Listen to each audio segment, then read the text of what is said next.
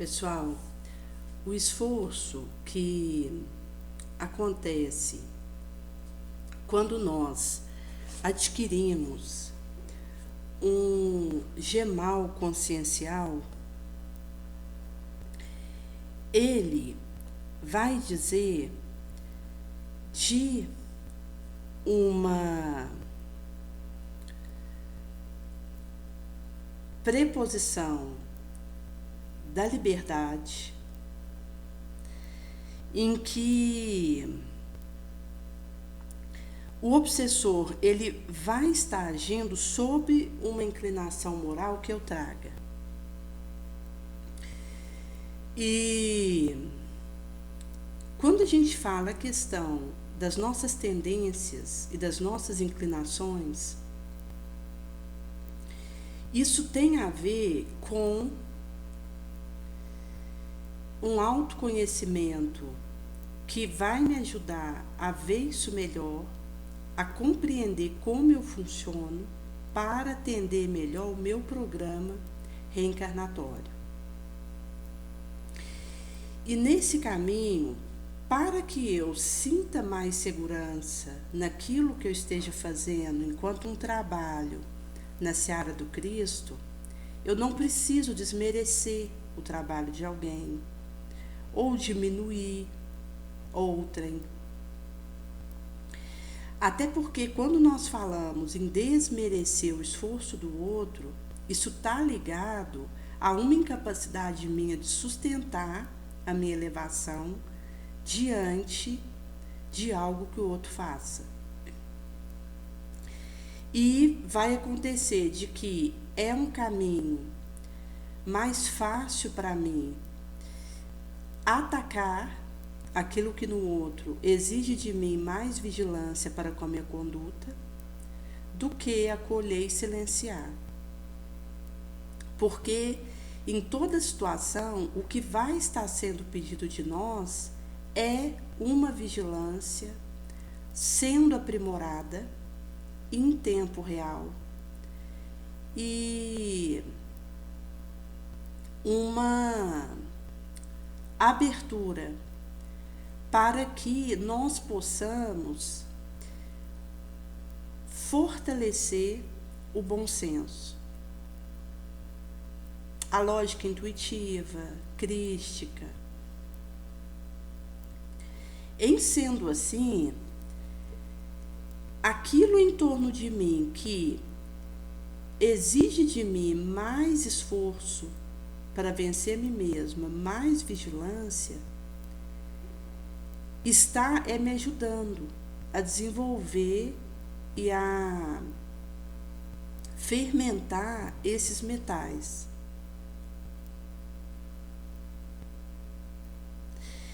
Em sendo assim, esse estar atento à questão dos insignificantes pensamentos malévolos que eu possa abarcar. Inclusive porque, se isso encontrar uma ressonância mínima em mim, é o suficiente para que haja a atração de espíritos corrompidos.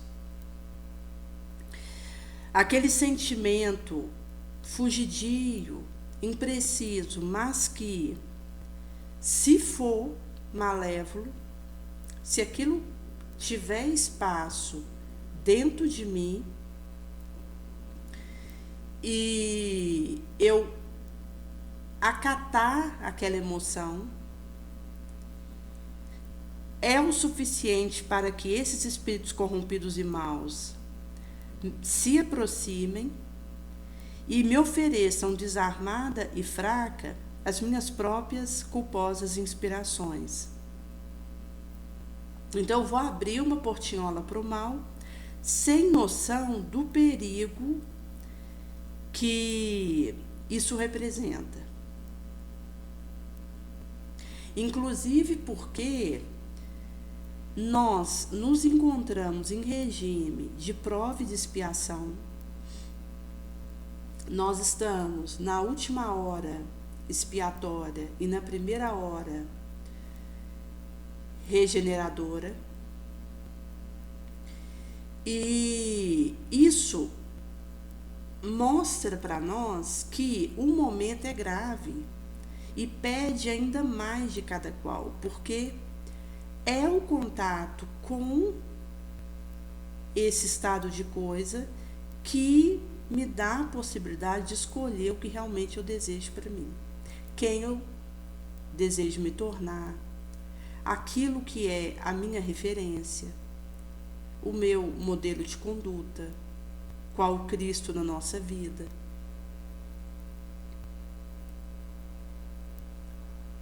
E, inclusive, existe uma associação com o olhar, a parte mediana aqui, no início do nariz para cima, associando isso com o parentesco espiritual em que indivíduos possam estar inseridos.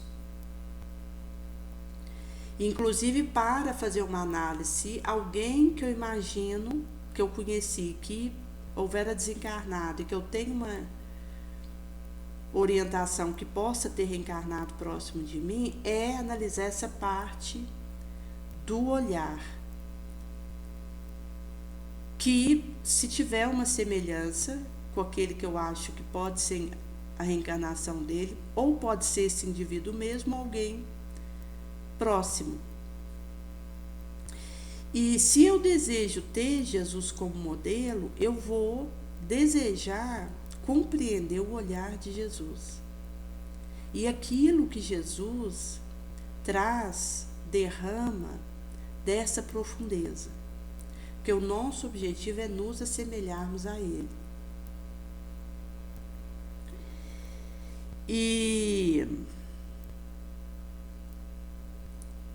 em sendo assim, se nós considerarmos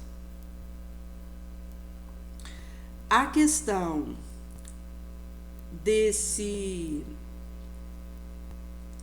golpe de vista, isso vai dizer, consoante no Evangelho segundo o Espiritismo, o capítulo 12, Amai os vossos inimigos, no tópico 4, último recorte, que aquele que está numa posição elevada no orbe não se julgaria ofendido pelo insulto, o ataque daquele que ele considerasse inferior. Quando a gente analisa o mundo moral, há uma similitude, porque nós nos elevamos acima da humanidade material, grosseira, desse orbe aqui, que é obnubilante, que nos cega para as realidades espirituais. Com isso, nós compreendemos que o rancor e o ódio nos rebaixariam, nos aviltariam, e perceberemos assim que para nos alçarmos acima do adversário, termos superioridade em relação a ele, é preciso que tenhamos uma alma maior, mais generosa e mais nobre. E uma outra questão, gente, é que com a conduta de outro, eu aprendo. Isso tem a ver com situações que às vezes Deus permite que eu tenha contato para que eu extraia aprendizados importantes. Porque existem prevenções na minha conduta que eu vou adquirindo e aprimorando com as falhas e também as virtudes que eu percebo em torno de mim. As falhas vão me ajudando a burilar a minha alma para não correr o risco de cair naquela mesma falha que percebo no outro. E as virtudes do outro vão me ajudando a ter um espelho para me superar cada vez mais e me melhorar cada vez mais.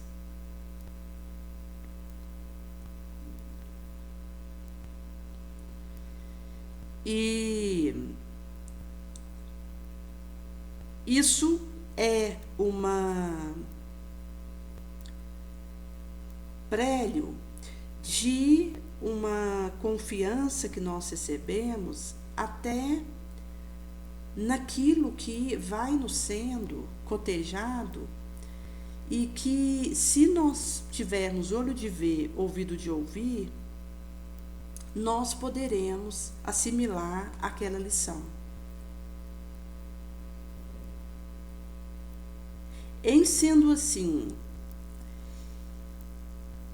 o lugar que cada qual está tem a ver com aquilo que ele alcança, com aquilo que o sensibiliza, com aquilo que ele deseja se tornar.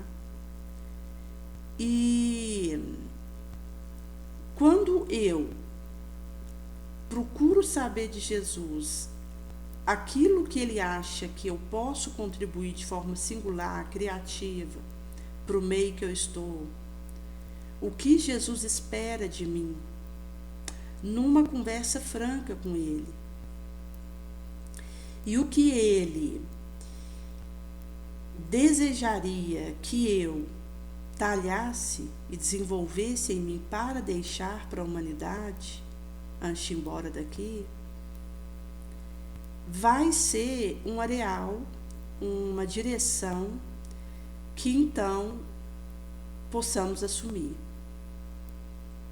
Porque eu fui emprestada com vários dons, possibilidades, no sentido de empréstimos a título precário, considerando que todos nós temos muito mais qualidades do que defeitos. Eu, como espírito inferior, sei assim, que tem vários defeitos, limitações, falhas. Mas, da mesma forma, nós fomos agraciados com muitas possibilidades e dons, que se eu descubro aonde Jesus deseja que eu trabalhe, eu vou poder frutificar. Então, é como se nós pegássemos um urso polar e levássemos para a floresta amazônica, como não é o ambiente para o qual ele tem empréstimos que o adapte ali, ele vai perecer em meio àquela floresta. Se pegarmos um leão ali da savana e levar para a Antártida, como ele não tem empréstimos que o adapte ao ambiente da Antártida, vai passar um tempo, esse leão vai adoecer e vai esmorecer, inviabilizando a sua trajetória. Mas se o leão ele está na savana, que é para o qual ele tem empréstimos que o permite desenvolver-se melhor ali, ele vai bem. Da mesma forma, esse urso polar, se ele vai para um polo, os empréstimos que ele tem o dá condição de viver bem naquele local e de produzir na pauta do que ele consiga, dos próprios empréstimos que ele tem. Então, ele vai levar tranquilamente. E da mesma forma é a questão humana, porque embora nós todos sejamos da espécie humana, cada qual vai ter um direcionamento de empréstimos que, se eu descubro e aplico aquilo na área correta, na base da gratuidade, da pureza, da elevação, vai sendo possível amealharmos o melhoramento. E Jesus ele vai dizer em João 7 que depois de um período aí que ele já não andava na Judéia, porque os judeus estavam procurando assassiná-lo, então ele ficava ali na região da Galileia. Estava próximo aí à festa dos tabernáculos,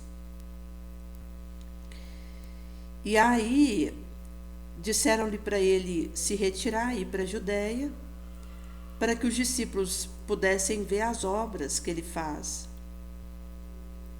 Porque ninguém que procure estar em público faria algo oculto. Se você faz essas coisas, procura manifestar-se ao mundo. Mas então Jesus explicava que o tempo dele ainda não tinha chegado. E explicava que o mundo não podia odiar a esses que o davam esses conselhos, porque não compreendiam a missão que ele trazia, a envergadura desse espírito crístico, e, portanto, não criam nele. Daí então Jesus vai dizer que o mundo não os poderia odiar, mas que odiava a ele, Jesus, porque eu, o Cristo, testemunhava a respeito das obras do mundo, mas aí ele dizia que não subiria para a festa porque o tempo dele ainda não havia completado. E isso traz uma reflexão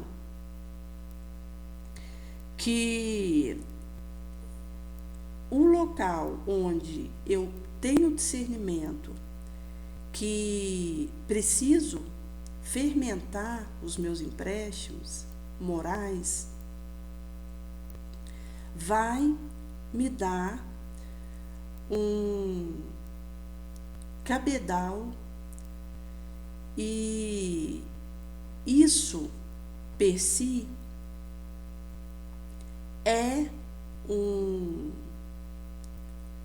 caminho onde eu vou conhecendo cada vez mais aquilo que movimento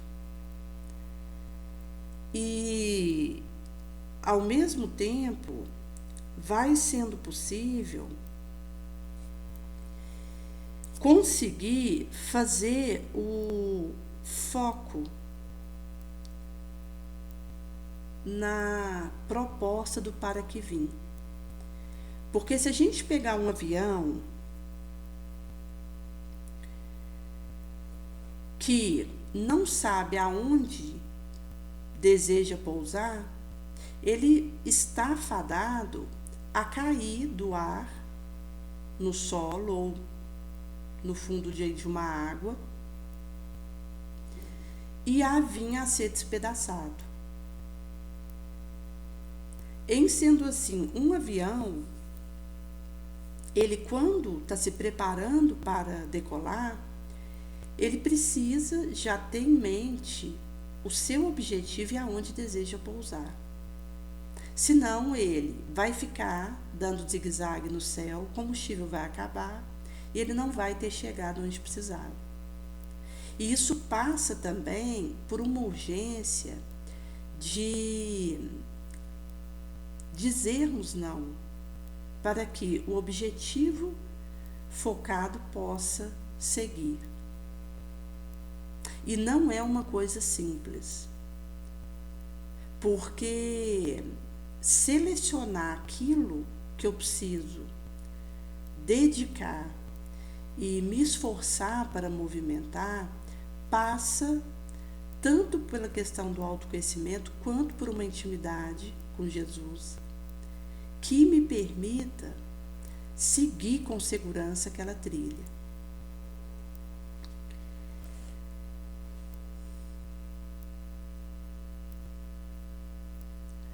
Por isso que às vezes alguém vem falar uma situação para nós pedindo socorro, ajuda, e a arte de ouvir já per si é um auxílio. Que o outro traz uma situação que ele vive e só de eu ter ouvido e acolhido a sua fala, ele se sente fortalecido, se sente mais em condição de continuar, como uma mãe que houvera perdido uma filha pelo autoextermínio, aí uma jovem, e ela estava ali no ambiente de trabalho, estava acontecendo uma comemoração do Dia das Mães, então ela se emocionara, saiu ali do local onde estava acontecendo a interface, chorosa, E nós nos aproximáramos dela, e nesse momento, um abraço, o outro já se sente fortalecido, porque só dele poder chorar e se sentir acolhido naquele momento, ela já pode se sentir aliviada.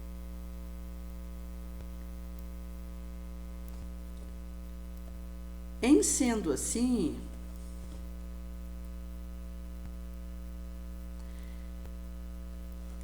também é um sorriso que eu ofereço para o outro, que pode ser o divisor de água daquele dia para esse outro.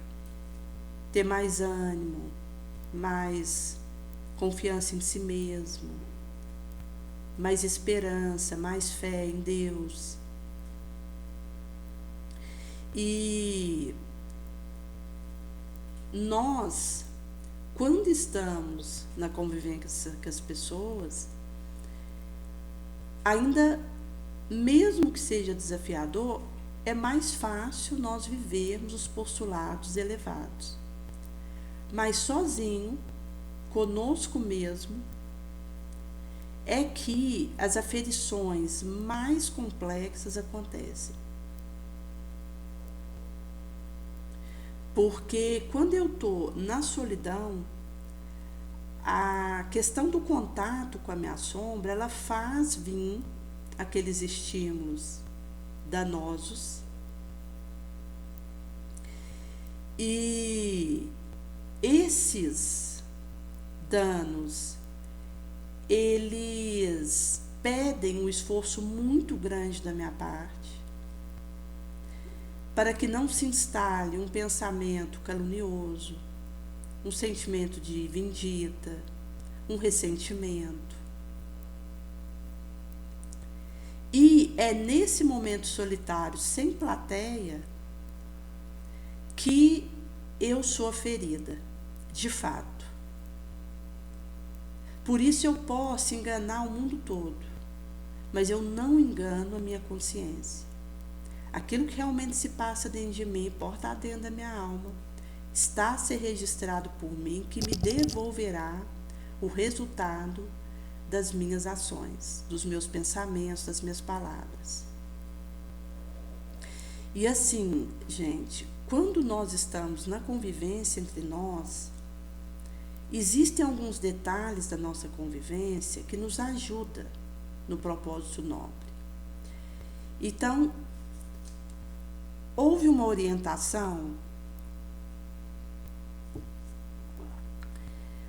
que houvera sido colocado para o momento do passe, que não é necessário encostar em quem está recebendo o passe. Normalmente, quando a gente fala às vezes de um sexo encostar no outro, assim, para dar o passe, pode haver um constrangimento. E a recomendação é só colocar a mão em cima do indivíduo, não precisa ter o toque. E uma outra questão que existe de recomendação é que nós não precisamos ficar nos abraçando a todo momento. Não existe uma necessidade disso. E, às vezes, até mesmo pela questão da nossa carência, e isso acaba nos levando a abraçar até instintivamente, sem ter tido a consciência daquela atitude, quando encontra ou quando vai embora. Isso é uma cautela que nós precisamos ter devido ao comedimento que uma postura elevada, pura, casta, está a pedir de nós. Daí, são detalhes que, mesmo que existam alterações, um dado centro, em que encosta a mão na cabeça para dar aquele passe, ou faz uma fila para dar um abraço, mas são cuidados que nós podemos ter e precisamos ter, que vão nos ajudar a ficar nessa vigilância e oração importantíssima para nós.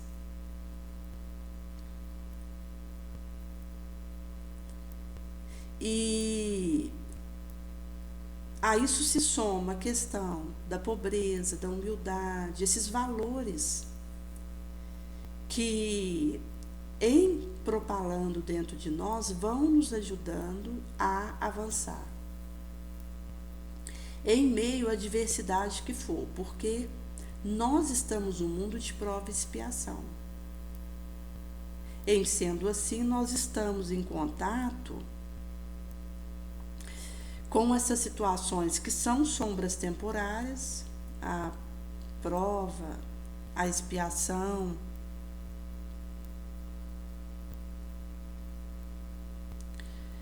e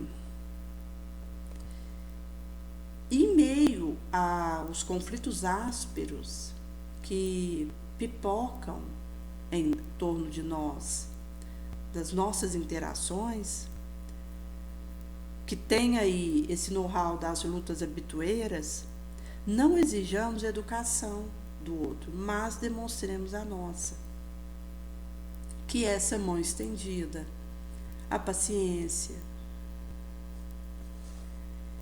E os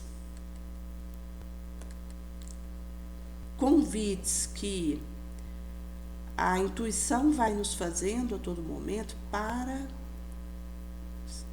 nos aprimorarmos.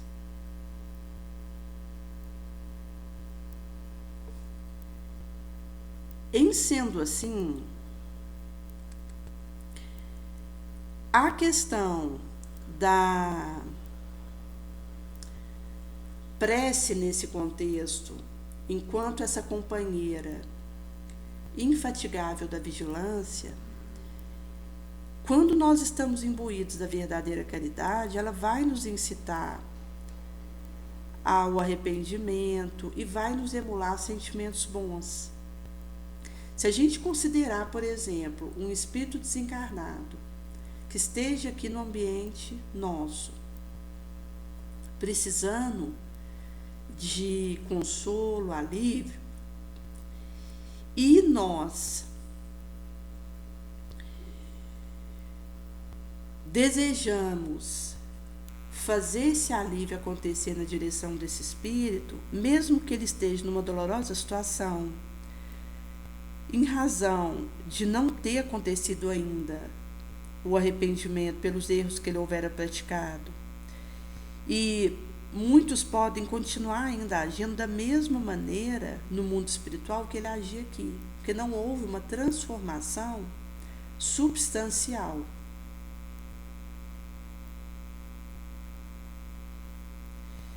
Vai acontecer que a oração que eu mentalizo na direção do outro, que eu faço, ela vai então auxiliar, incitar esse espírito para arrepender, talhar sentimentos bons, enquanto um desenvolvimento desses know-hows vai esclarecê-lo, fazê-lo ter uma compreensão da felicidade daqueles que são superiores a ele. E aí eles se sentem emulados a fazer o bem para poderem melhorar de situação, de condição, porque vê que tem espíritos numa situação muito melhor e que são bons, que fazem o bem. Isso vai animando a eles a fazer esse mesmo bem. Eles vão desejando se tornar útil. Já que nós podemos fazer tanto mal quanto bem. Daí que a prece, nós poderíamos dizer que nos tira de um desencorajamento no qual nós nos entorpecemos, uma inércia.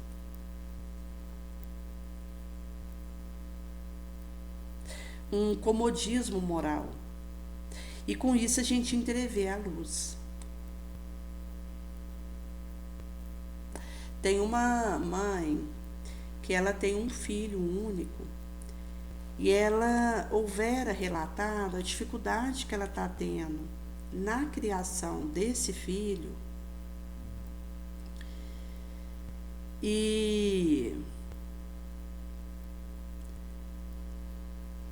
houver explicado que ele está muito mal, inclusive ela houvera pedido um atendimento, patrocínio, onde ela foi falar com o senhor Joaquim, e foi pedido para ela procurar com urgência um centro aqui em Araxá que fizesse desobsessão. Mas no caso das reuniões que fazem a desobsessão, são reuniões fechadas, em que aqueles médios trazem os nomes que desejam tratamento obsessivo, porque ali são trabalhados tanto o espírito encarnado quanto os desencarnados envolvidos naquela teia obsessiva. E com isso, ela houvera inclusive passado os nomes ali dos mais próximos dela e também do filho para ser colocado na rede desobsessiva, que é feito na reunião, num dado centro. E ela explicava que ele não gostava de ir no espiritismo, o filho dela. Que ele vai na missa todo domingo, ele faz catequese, que segue o catolicismo, então ele não milita no espiritismo. Mas o local onde o indivíduo está não diz da sua elevação. O que diz da sua elevação é o que promana dele mesmo. Daí, esse indivíduo, ele, tendo sentimentos nobres, procurando vencer suas más inclinações com esforço consistente, hábil, real, uma vontade sólida e tendo fé, a espiritualidade desenvolvida, onde ele estiver, ele vai produzir bons frutos. Mas se alguém está vivendo uma situação que o outro percebe que tem uma teia obsessiva ali, se esse alguém não aceita a profilaxia espírita, prevenção, tratamento, com o evangelho no ar diário, água para fluidificar, pôr um pouco no filtro, o indivíduo mesmo, que é espírita, pode fazer, e ser instrumento para esse outro. Porque a prece, ela, aonde for feita, tendo como gemal a caridade, ela vai produzir efeitos maravilhosos, mesmo que não seja aquela cura desejada, porque aquele estado de alteração orgânica, numa alergia na mão que o indivíduo possa estar tendo, pode ser que o espírito pediu aquela alergia para modificações que ele precisa talhar moralmente.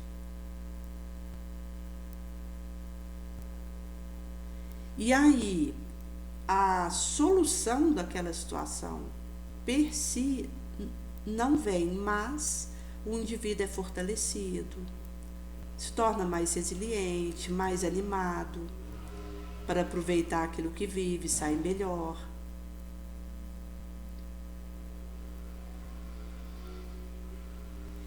E consegue sair, então, da situação com mais sabedoria, mais aprendizado, mais discernimento, que aproveitou o que viveu de bom ânimo, sem revoltar.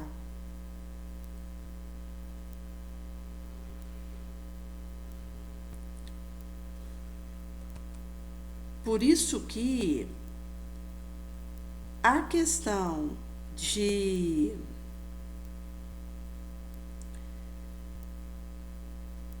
estarmos desejosos de fazer esse aproveitamento é que vai reverberar em resultados que teremos.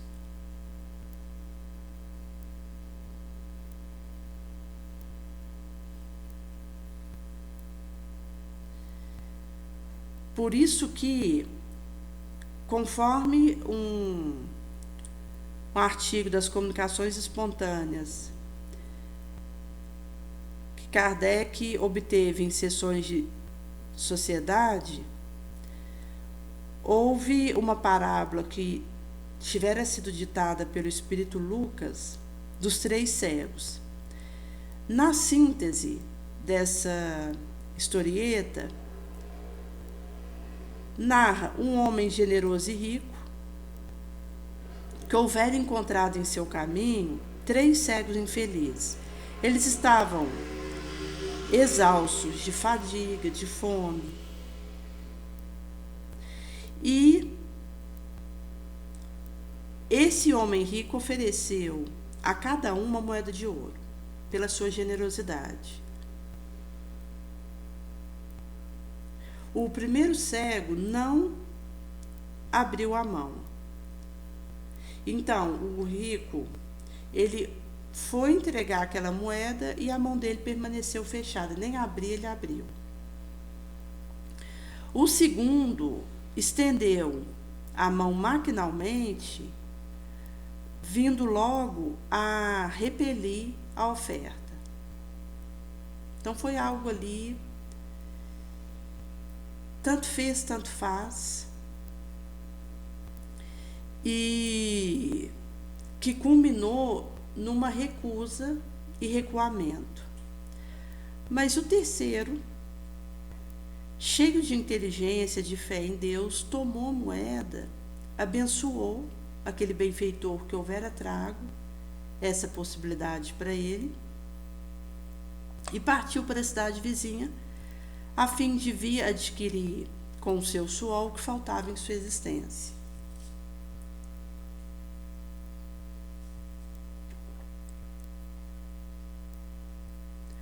Então foi feita a conclusão da parábola, dizendo que os cegos somos nós, terráqueos, e o Espiritismo é essa moeda de ouro. E que devemos fazer o julgamento da árvore pelos frutos que ela produza.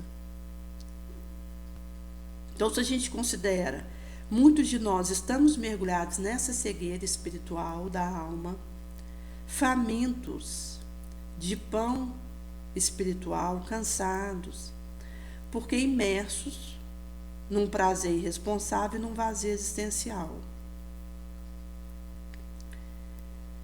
Sem a presença da caridade, que é a vitalizadora da vida.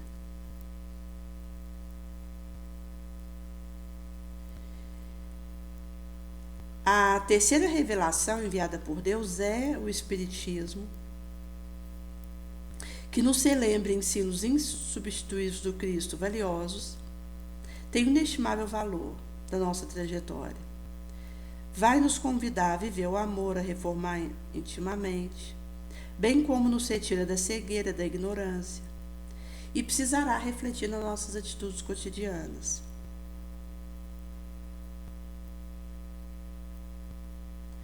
Por isso que o homem de bem, e mais especificamente o bom espírita, ele precisa demonstrar pelos frutos que o Espírito ilumina sua vida, de tal sorte que suas ações se ajustam às propostas do Cristo, enquanto um alinhavo e uma coerência com aquilo que Jesus nos deixou.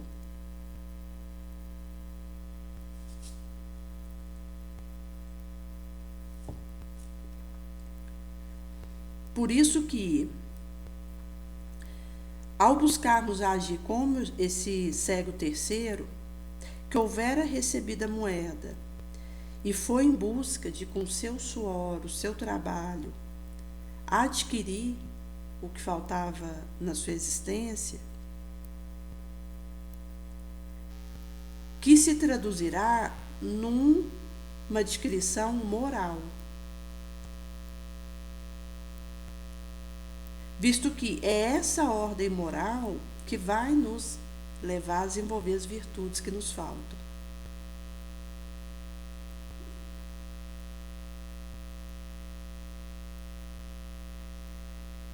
E isso vai ser uma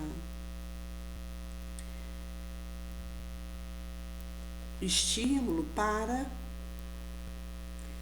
que possamos fazer uma reflexão se temos alinhavado, costurado o nosso destino ao destino da caridade, nessa destinação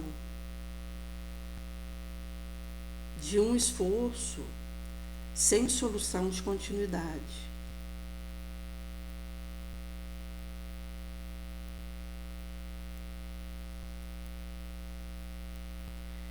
E isso também vai nos ajudando a estimular um jovem para canalizar corretamente sua emoção, seu sentimento, a sua energia, pulsando isso para o bem, mas também sem fazer uma castração das manifestações do seu sentimento e daquilo que em emoção lhe traz.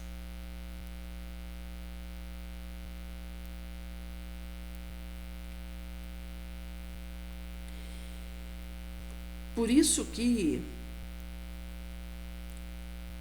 a proposta de elevar, ela é um convite e vai passar por essa coerência e essa transparência comigo mesmo. Até para que nós possamos enxergar aquilo que acontece conosco e fazermos as movimentações inadiáveis que aguardam por nós. Porque nós já temos aí conosco tendências mórbidas, órgãos de choque em situação de perigo e de risco, e esse esforço para o trabalho digno, que vai também ser um aproveitamento do tempo amorável, de antecipação, isso permite que nós possamos ir amealhando resultados melhores conosco mesmo. Porque mesmo que nós não retroajamos, se considerar que o tempo está passando e eu fico parada sem aproveitar esse tempo aqui para deixar bons frutos aqui, isso mostra uma perda de tempo que está acontecendo da minha parte, mesmo que eu não retroaja. Mas eu estou fazendo uma perda de tempo importante, trabalho, de energia. Se não estiver produzindo os frutos que Jesus espera de mim, ou se eu estiver numa paralisia moral. Daí eu vou estar aí sem produzir os frutos que preciso e isso vai vir dessa paralisia mesmo. E vou também poder estar complicando ainda mais a minha situação.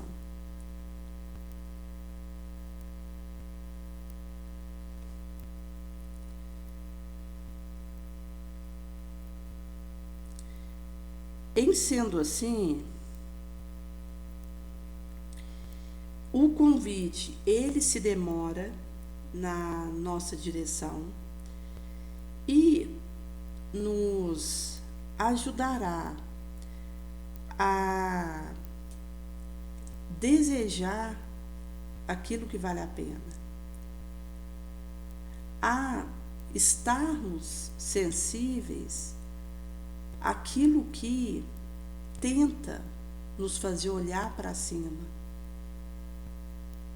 e absorver perspectivas melhores.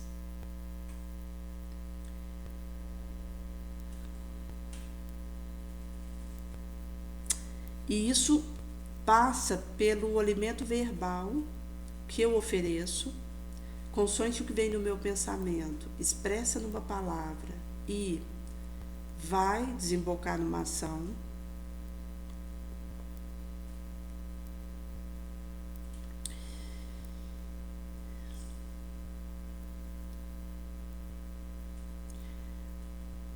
Em sendo assim,